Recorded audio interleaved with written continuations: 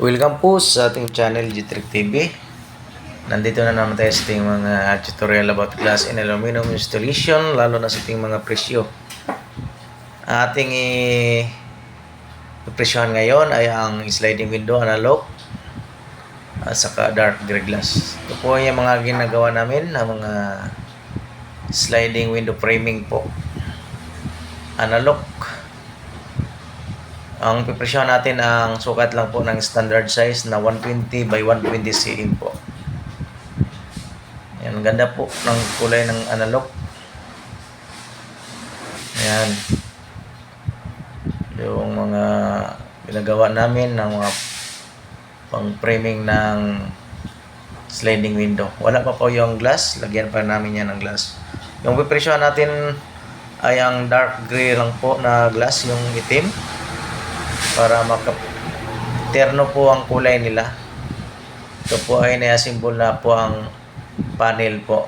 Nilagyan po ng lock. Center lock. Nakasibinayit na po aluminum profile ang ating sliding window. Yan sa picture po. Yan ang tinatawag natin na French type po. PC white reflective blue. Iba rin ang presyo niyan. Pero ang pipresyon natin ngayon ang ano po ang 120 by 120 cm. Ang 120 by 120 cm po ay nasa 4,800 po at magdideduct po tayo ng 5% discount. Ay nagma-minus tayo ng 240 po.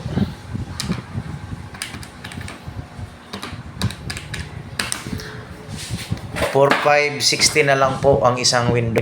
Maraming salamat sa panonood. Kung mayroon kayong mga katanungan about sliding window po sa mga presyo, pwede kayong mag-comment dyan. Pwede i-comment nyo ang mga sukat ng inyong window para diretso ko na lang i-quotation sa inyo po.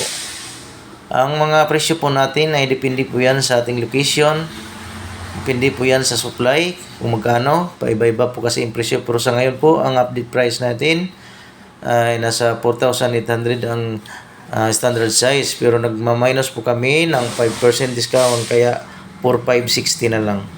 Maraming salamat po at God bless everyone.